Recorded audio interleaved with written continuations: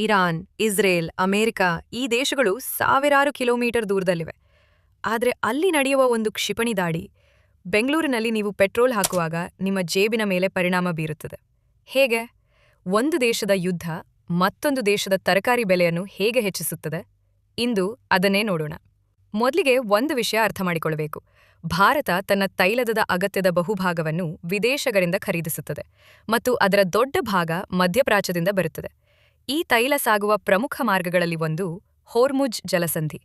ಆದರೆ ಈಗ ಜಗತ್ತಿನ ಆತಂಕ ಕೇವಲ ಅಲ್ಲಿಗೆ ಮಾತ್ರ ಸೀಮಿತವಾಗಿಲ್ಲ. ಕೆಂಪು ಸಮುದ್ರ ಮತ್ತು ಬಾಬ್ ಅಲ್ ಮಂಡೆಬ್ ಜಲಸಂಧಿಯು ಜಾಗತಿಕ ವ್ಯಾಪಾರದ ಜೀವನಾಡಿಯಾಗಿವೆ. ಏಷ್ಯಾದಿಂದ ಯುರೋಪ್ಗೆ ಹೋಗುವ ಸಾವಿರಾರು ಹಡಗುಗಳು ಈ ಮಾರ್ಗಗಳನ್ನು ಬಳಸುತ್ತವೆ. ಈಗ ಊಹಿಸಿ, ಈ ಮಾರ್ಗಗಳಲ್ಲಿ ಯುದ್ಧದ ಕಾರಣದಿಂದ ಅಪಾಯ ಹೆಚ್ಚಾಯಿತು ಎಂದರೆ ಹಡಗುಗಳು ತಮ್ಮ ದಾರಿಯನ್ನು ಬದಲಾಯಿಸಬೇಕಾಗುತ್ತದೆ.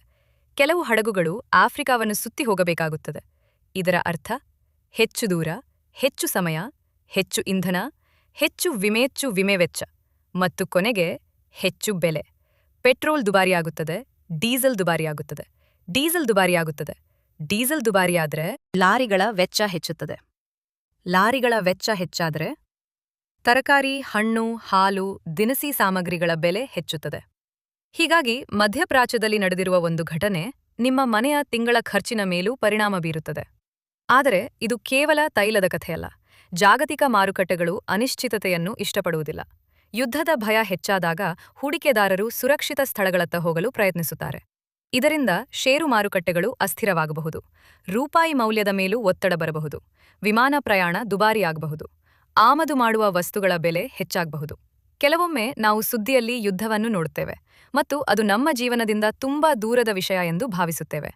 ಆದರೆ ಇಂದಿನ ಜಗತ್ತಿನಲ್ಲಿ ಒಂದು ಬಂದರು ಮುಚ್ಚಿದರೆ ಅದರ ಪರಿಣಾಮ ಸಾವಿರಾರು ಕಿಲೋಮೀಟರ್ ದೂರದಲ್ಲಿರುವ ಕುಟುಂಬಗಳ ಅಡುಗೆ ಮನೆಯವರೆಗೂ ತಲುಪುತ್ತದೆ. ಬಹುಶಃ ಇದೇ ಜಾಗತೀಕರಣದ ನಿಜವಾದ ಅರ್ಥ. ನಾವು ಎಲ್ಲರೂ ಒಬ್ಬರೊಂದಿಗೆ ಸಂಪರ್ಕ ಹೊಂದಿದ್ದೇವೆ. ಕೆಲವೊಮ್ಮೆ ವ್ಯಾಪಾರದ ಮೂಲಕ, ಕೆಲವೊಮ್ಮೆ ತೈಲದ ಮೂಲಕ ಮತ್ತು ಕೆಲವೊಮ್ಮೆ ಯುದ್ಧದ ಮೂಲಕ. ಹಾಗಾದ್ರೆ ನಿಮ್ಮ ಅಭಿಪ್ರಾಯ ಏನು?